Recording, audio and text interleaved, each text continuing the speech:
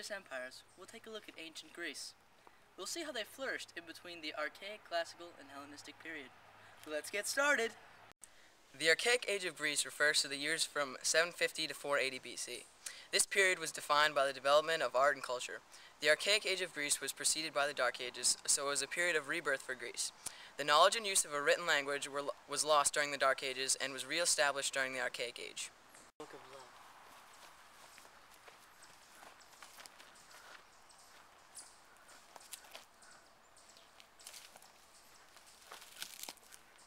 It's the Book of Knowledge!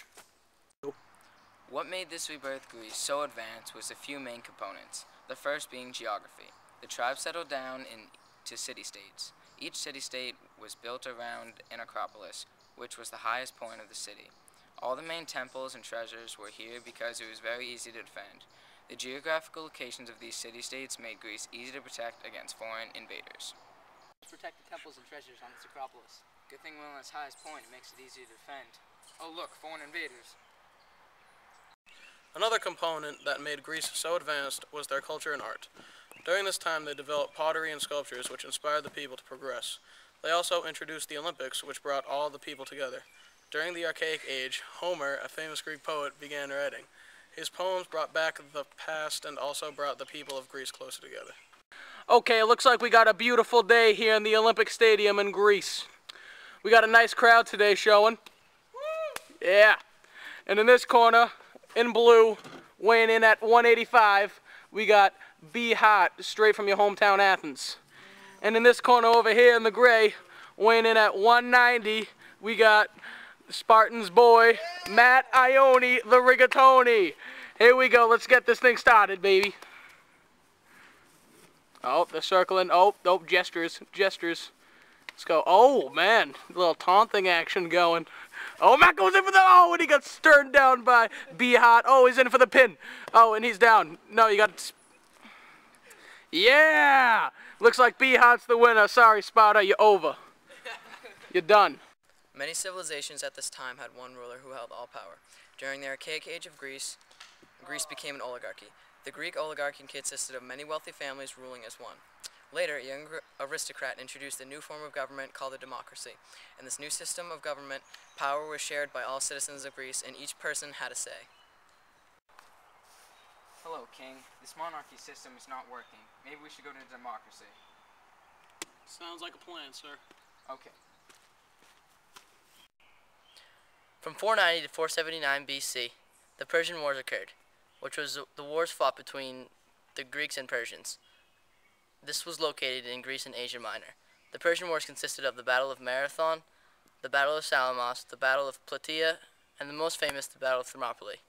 In this battle, the Spartans used a war tactic that consisted of shields, spears, and swords, which finally led to the victory for the Greeks. 2 bogeys, 12 o'clock, top of Acropolis. Let's move.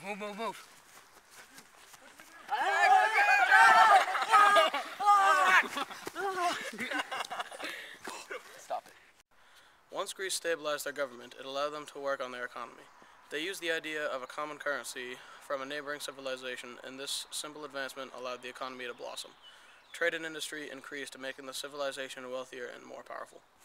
I'd like to trade my spear for those 2 items right there. Oh, I'm sorry, we don't trade here. We use a currency established by the government. Oh, really? I think I'll use that idea. Okay, here's the thing. I'll buy your spear for this much. Alright.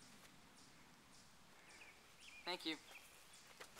Alexander the Great went into Asia Minor to battle Persia. Then he moved south along the Mediterranean coast and captured their seaports.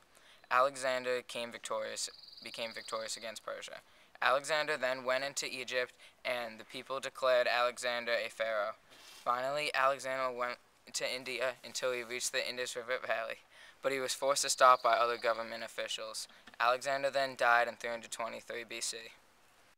I am Alexander the Great, and I'm going to make peace with Egypt.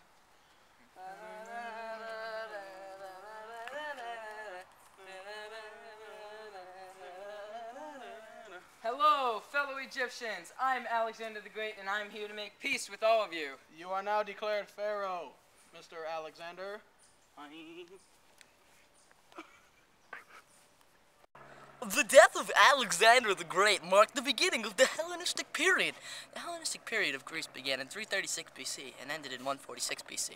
Alexander had conquered an abundance of land and territory and then died unexpectedly. Alexander's generals came in to take over Alexander's place. These generals did not have the capability of controlling this huge empire and would get very frustrated holding it together. These three generals then broke up the empire into three kingdoms, but all under the control of the Greece Empire.